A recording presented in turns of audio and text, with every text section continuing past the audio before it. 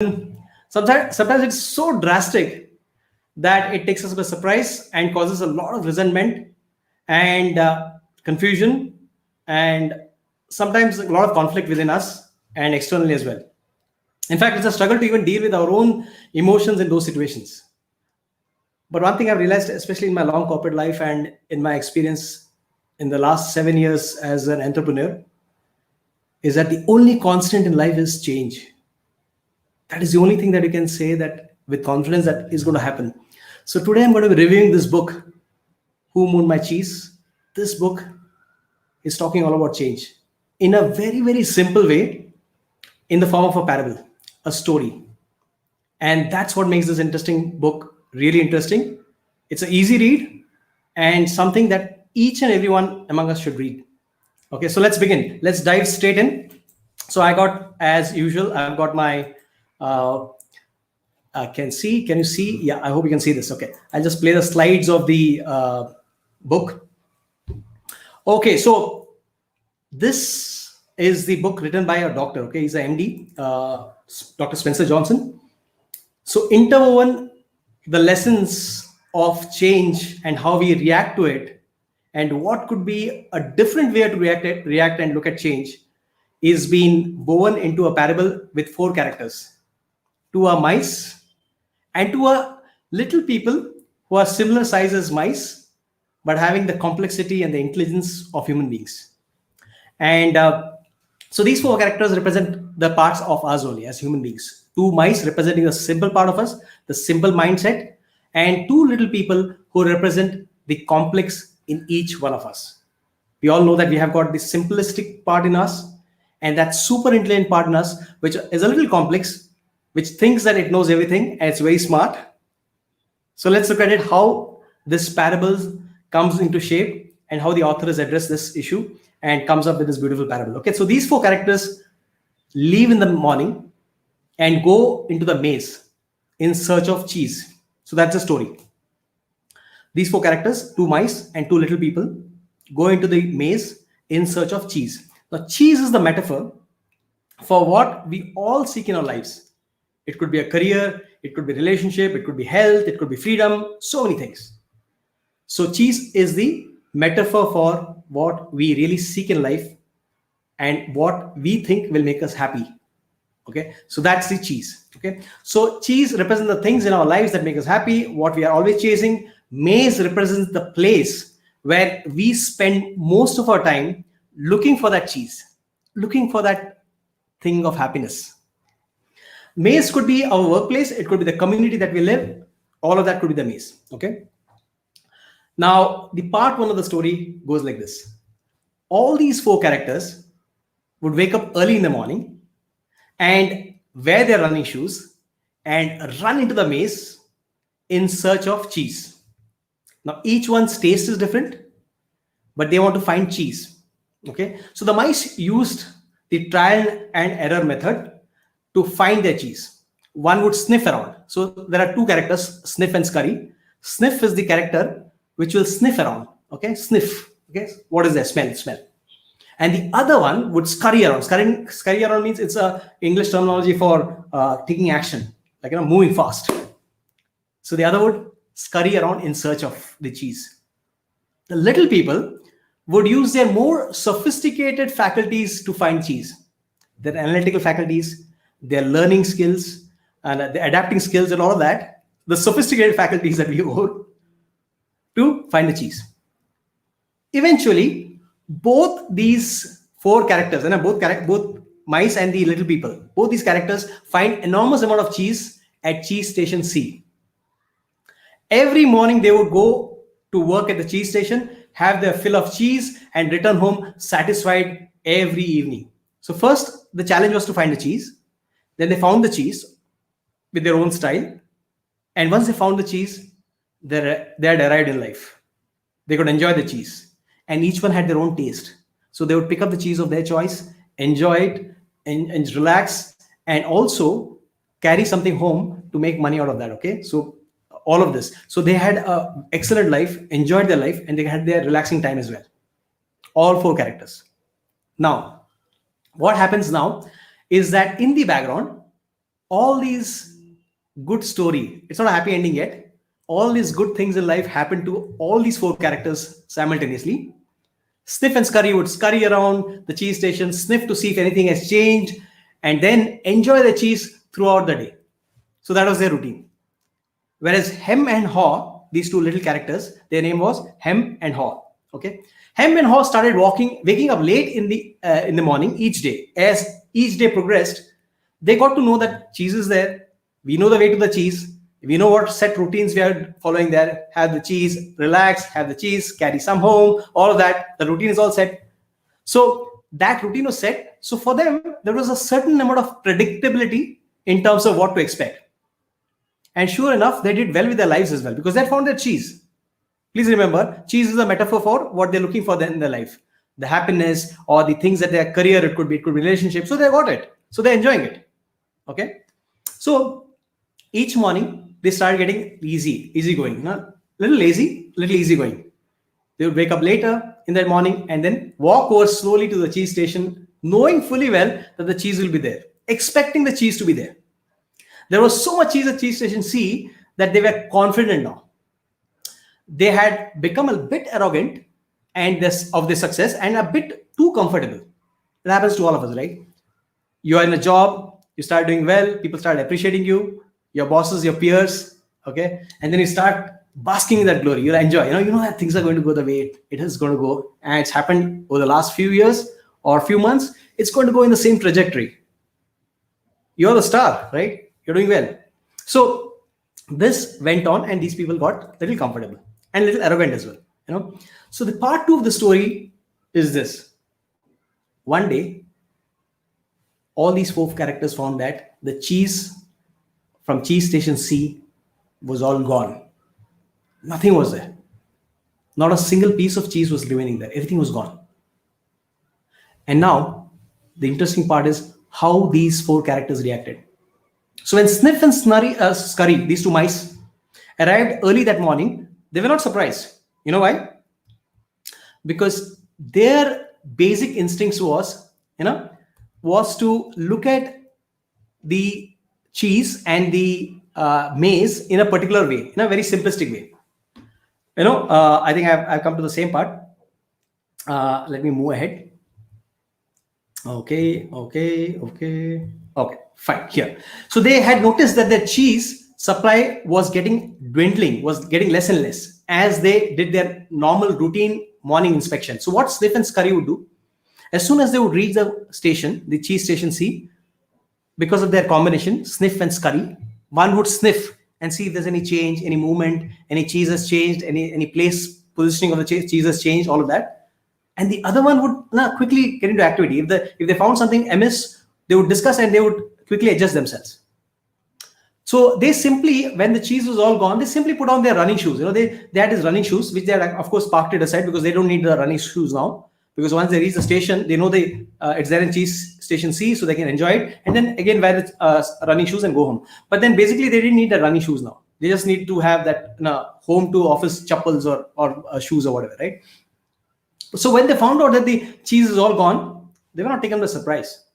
They were not surprised that element was not there because for them they had noticed that somewhere changes were happening. The quantity of cheese was dwindling. The quality of the cheese had deteriorated maybe, or maybe the amount of cheese that was there of their favorite kind was also reducing maybe. We don't know. Okay, so they had their own methods of finding out and they were constantly doing the same thing.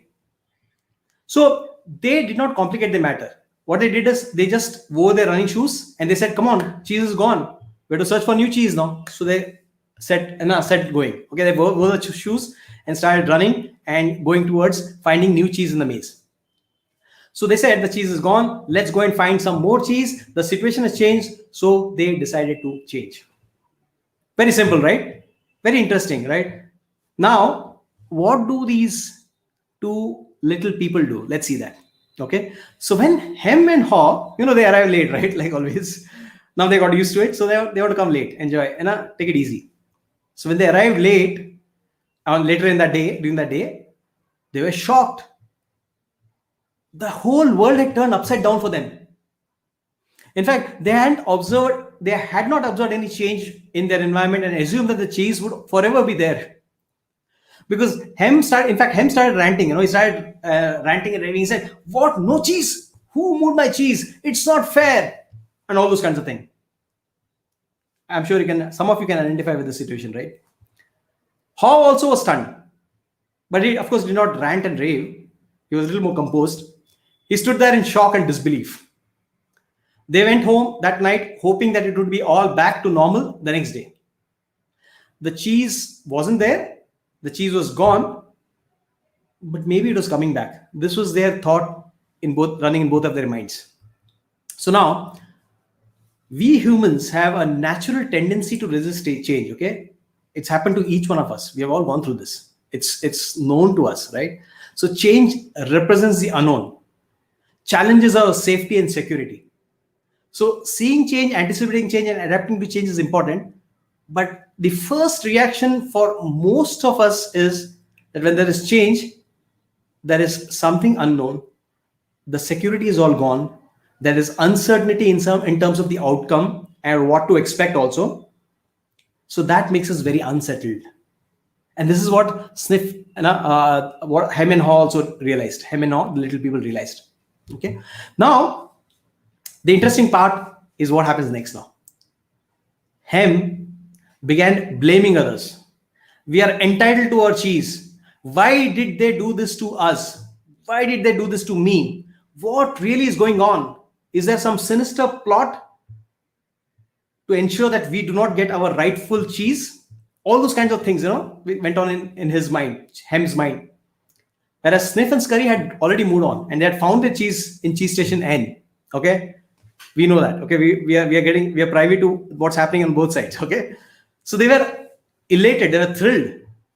Whereas Hem and Haw on this side of the screen, Hem and Haw faced a lot of same emotions, that many of us face when the change slaps us in the face. They didn't want to face the facts, and they were constantly in denial mode. Denial that no, it's not possible. I think there is something wrong. I think we always sway. One end, like there's a sinister plot against us. There is someone who's trying to play a game with us. Or the other side, no, it's just a matter of transient thing. It's going to happen. Things are going to improve. And it's going to come back to normal. Very soon we'll have loads of cheese and even better cheese. So we're capable of thinking both extremes, right? So that's what happened to these two people. So now let me change the format of the way I'm putting the screen here. Okay, fine. Let me just come back to. Okay.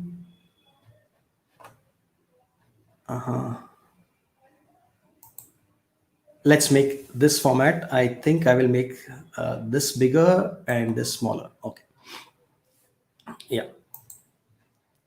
Yeah, I'll do this. Okay, for a change of scenario for us. Okay, so they didn't want to go back into the maze. Hem and Haw did not want to go back to the maze. You know why? Because what happened for them was that they were looking, if they had to go back to the maze, that uncertainty would return back. They don't know when they will get the cheese. So they would rather stay back in the cheese station C and hope that the cheese will come back. So they didn't want to go back into the maze, look for cheese, as that meant uncertainty, getting lost, and possibly making a fool of themselves. How many of us have gone through this emotion when there is uncertainty? And the biggest fear for most of us is that I don't want to make a fool of myself. Okay, the fear of failure had gripped them. They returned back to the empty cheese station every day simply because it was familiar to them. That was the environment, although not very conducive now, but a known environment, a known devil. So they, in spite of the thought and the knowledge probably at the back of the mind that cheese is not there, they were hoping that the cheese will come back. So now what happened? Haw began to come to his senses after some time. He realized the error of his ways and he began laughing at himself. The best thing sometimes is to laugh at ourselves. Don't take ourselves too seriously. When we learn to laugh at ourselves, things become a lot easier. And he realized that what was fear doing to him. Haw started convincing Hem then to leave with him in search of new cheese in the maze. But Hem didn't want to listen. Haw began by asking himself this question: what would I do if I was not afraid? Very, very nice question to ask. Okay, sometimes some great gurus have said that the best thing to do in these kind of times is to ask ourselves the questions and ask ourselves the relevant questions, the correct questions. The right questions will decide the right answers for us. Okay, so then Haw started to believe that he would find new cheese and envisioned himself finding the cheese. So he started his exercise of visualizing, of thinking positively, but also thinking in terms of what could be the possibility lying ahead for him if he went out in the search of the cheese in the maze. Okay, he started seeing the picture of him enjoying the cheese, finding the cheese first of all, and then enjoying the cheese. So journeying into the unknown was tough at first. He embarked. Okay, he decided and he embarked. He asked him to join him. Him said, sorry, I'm not going to come with you. I'm going to wait here. I know it's going to come. The cheese is going to come back. So you go ahead. I'm not going to risk myself. You just go ahead. If you want to go ahead, I'm not interested. So he had no other choice. Haw had no other choice. He had to journey into the unknown. And it was tough for him in the beginning. A sense of adventure slowly started gripping him as he went along. He had not found the cheese. It took him some time. He didn't find the cheese. In fact, there were some places where he just had to go through hurdles. He had to take falls and all of that. But somewhere along the way, he realized that he's going to get the cheese probably, in most probability, in all probability. But also the fact that he realized that he started enjoying himself. That process of discovering himself and discovering the cheese itself was making him very happy. So it actually did not matter to him whether he found the cheese or not. That process of finding the cheese itself, that new adventure of learning new things and implementing it, was itself exciting for him. In fact, he started drawing charts, on the floor, on the wall. He started writing codes with the idea that some other people, in this case him, if he were to decide to follow him, then he would have some directions to follow. It will at least make things easier for him, him, who comes later, to follow the path of Haw and possibly find the cheese. So look at this altruistic way he's looking at, right? He's thinking in terms of the people who follow, let it not be as tough for them as it is for me. I have this sense of loneliness, I have the sense of uncertainty. Let me try and make it a little easy for them. So what he did was put all the indications on the wall, on the floor. He wrote some quotes of his learnings on the wall. And he also wished one thing, that he should have started earlier. And he also realized that what was this fear which was holding him back, and now that he was liberated of that fear, what was happening to him and what is happening to his journey. He started enjoying it. Now, Haw's interesting learnings, which he captured it on the walls, were these. He said, expect change. Look for signs of change coming. Adapt to change quickly. So all these things, on hindsight, we can always infer, right? When we are going through it, it becomes like a burden for us. Why me? Why am the only person? Why am the victim? Why did this person do harm to me? Why was he not a little more showing empathy towards me? But then on hindsight, you think, yeah, it happened for good. Whatever struggles I went through, if it were not for that, I would not be where I'm here, right? So that thought process started coming and dawning upon Haw. So he said, Haw realized that his fear was holding him back. He was focusing on what could go wrong rather than what could go right. Either you believe change will harm you and you begin resisting, or you believe that change will help you, in which case you start to embrace the change. So all this on hindsight, Haw could discover and realize for himself. And the best part is, even before he found the cheese, he started writing this in the wall. Nice, no? This thought of journaling or writing books, which a lot of people do. Amazing people write books. Amazing people write notes.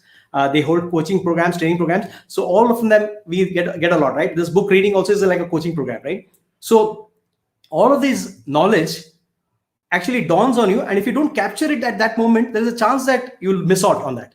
So capture it, put it down, like journal it, or put it as a blog. Now these days there are blogs, you can make a video on that, and then so many other people and yourself also eventually can benefit out of that learning. So that's what Haw did. Now the author says, what you're afraid of is never as bad as you imagined. Some of Haw's observations were this: if you do not change, you can become extinct. He realized that cheese quantity had been slowly dwindling. He had noticed it somewhere in the subconscious. He was seeing it, but he was not registering it in the conscious mind. He was not acting on it. He was not accepting it also, probably. That's why it was like just relegated to the back of his mind. And he also should have been a little more alert. Smell the cheese often so you know when it's getting old is another realization that he had. When you stop being afraid, you start feeling good. When you know, imagining yourself enjoying new cheese leads you to it. He started focusing on what he could get rather than what he had lost. Thinking and cursing himself, his circumstances, or himself for not having realized it earlier, for not having acted earlier, all of that. He started focusing on, instead of that, on focusing on what this new experience could lead him to. Okay, and then it is safer to search in the maze than remain in a cheeseless situation. Very, very important statement. Okay, I'll repeat it. It is safer to search in the maze than remain in a cheeseless situation. Remember, maze maybe is our work life, our workplace, our office, or our business, and cheese is something that we are seeking out. So it is better and safer to search in the maze and be in that uncertainty rather than condemn ourselves to a situation of remaining in a cheeseless situation when we know that nothing's going to happen there. If you don't change, nothing changes for you. The situation remains the same. Old beliefs do not lead you to new cheese. Very, very dramatic and very, very interesting. Simple, yet very, very interesting and very profound. Now, so what could be the right attitude to look at change? So some of the things that Haw and the author have captured for us is some fear is natural and should be taken seriously to keep ourselves out of danger. Okay, because the natural instinct of human beings is to be fearful. Of any animal also is to be fearful. Why? So that we preserve ourselves, we safeguard ourselves, we don't expose ourselves to too much of danger, so that our life is preserved. That is the idea, right? But most fears are irrational.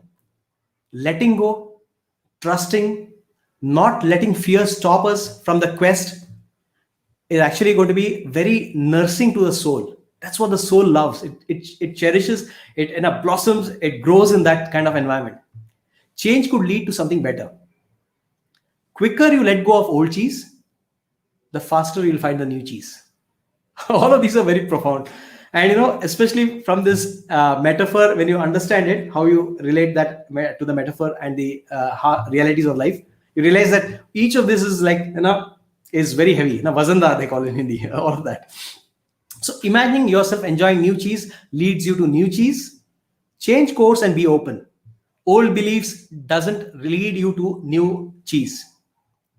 Now, what ensured further? Now the story has to still, it's not over, right? Now, the next part of the story is this.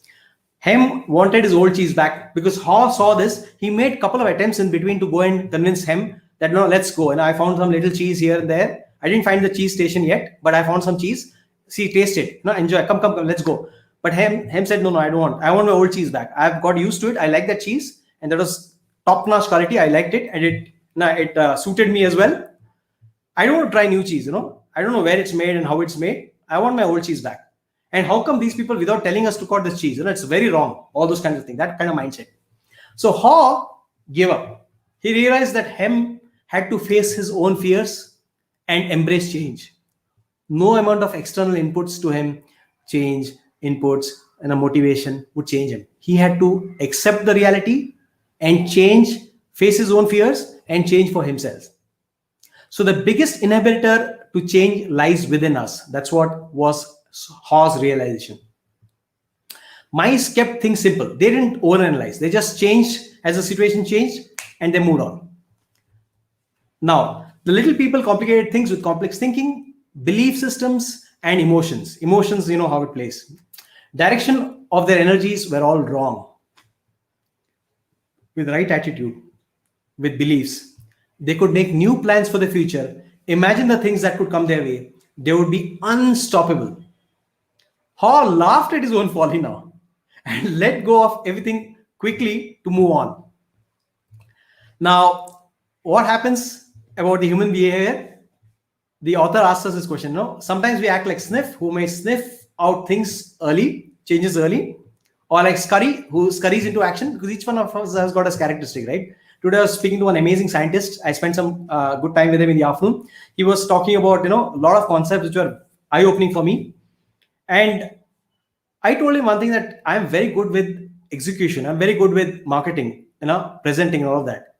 Okay. And it appeared to me that this scientist gentleman was very adept at so many things, about yoga, about art, about singing. He's also a scientist in the medical field and all of that. So some people are naturally born, creators, right?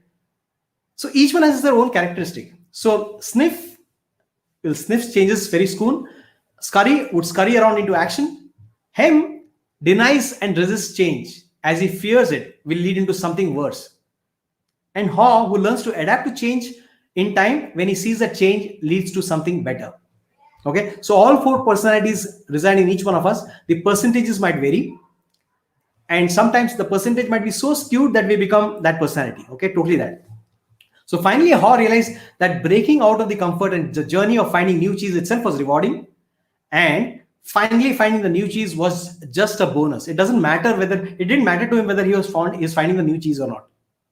That journey of finding the new cheese, exploring, learning new things, making mistakes, and learning from that mistake, looking around and finding something like, oh my goodness, I think there is something writing on the wall. Okay, I can take this writing on the wall. I know how to interpret it now. Okay, I'll do this. I'll try this. I'll try that. That itself was rewarding. He stumbled upon the cheese in cheese station N. Suddenly, he was like running, and then suddenly he found the cheese in cheese station N, where Sniff and Scurry were already hanging out and enjoying their cheese. They were already sitting there and enjoying the cheese. It looked like they were there for quite some time, because they had their shoes around their neck and they were enjoying themselves. And they happily welcomed Haw. They were like, come. They were like that. They were very excited. Come. Like old buddies, come join us. Sniff and Scurry kept it very simple. Now even Haw started to keep an eye on the changes that's happening. Okay, although he was very new to this new place, cheese station N, he didn't relax and bask on the thinking that, okay, I've found it. No, it's my achievement. I have found it. Now no one can take it away from me. So all those attitudes, which actually sometimes leads us to our downfall, he was a little understanding of that. He said, let me be keeping an eye on change from now on. He was aware and ready to change even at a short notice. So that's what happened to Haw also now. One day there was a sound of someone coming round the corner, and all three of them shifted their attention, and Haw was like particularly waiting there. Who is it? And he's waiting and anticipating. And the author ends the story. I like this dramatic ends. Okay, start dramatic beginnings and dramatic ends. I love it. I'm a big Bollywood fan. Okay, so the dramatic way the author, Dr. Spencer, is actually ended the story. He says, the end. He asks us this question: did Hem show up, or was it someone else? Can the Hems of the world change with times or not? All of this, and he leaves. He stops the story. Wasn't it an interesting story? So that's the end. And then the author question to us is this: which character would he choose to be? Would you choose to be Sniff, who sniffs things around and seeks out new opportunities? Constantly he is on the lookout. What new is coming up? Or jump into an action like Scurry? Or would he be like Haw, who initially resists change but remains open-minded enough to adapt before it's too late? Haws keep things grounded. This is what the author says. Okay, so don't worry. If you're a Haw, it's a good thing, because at least Haws keep things grounded and give stability. Because too much of looking around, sniffing, and looking for what next will stop you from enjoying what you have, and also consolidating on what you already have. Because you cannot keep on jumping from one opportunity to the other. There has to be somewhere that you rest and you enjoy that and make the most of it and deliver value to that space, that place, right? Or do you want to be like him? The author is asking us. He is in his comfort zone and says things like, that's the way it has been done here, around here. Hems are too comfortable or too scared to change.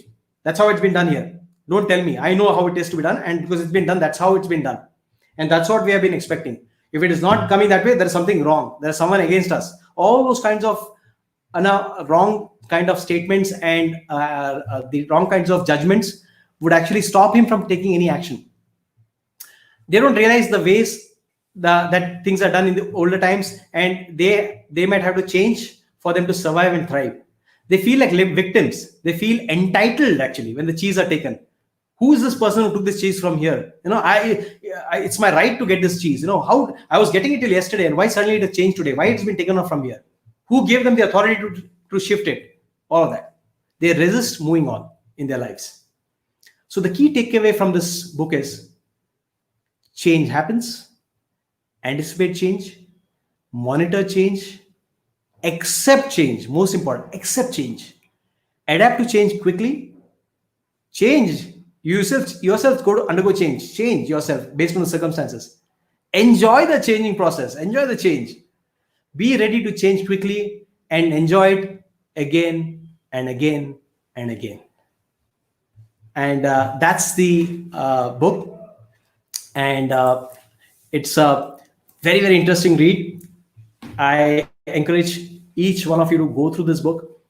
And I think this is one of the best books on change. In fact, this was told to me by one of my mentors in January. And he said, this book changed my life, and I happened to read this. And I thought this is one of the basic things that, especially in these times and in any times in future as well, everyone needs to have this kind of mindset towards change.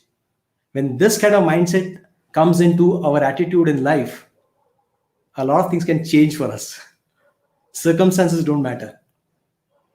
You just thrive, you just do well, you contribute, and you use the change as a means for you to grow further and further and take your level of competency, your contribution to the next level. So with that, I end this book review of Who Moved My Cheese, and looking forward to getting in touch with you and delivering more value to you in the next book review. All the very best. Keep rocking. Hi, welcome to my new live series where I'm going to be reviewing some of the must-read books. Self-education is known to make us a fortune, right? Right. Okay, you're the average of 5 people that you hang out with, right? Absolutely right. Let me be very frank with you.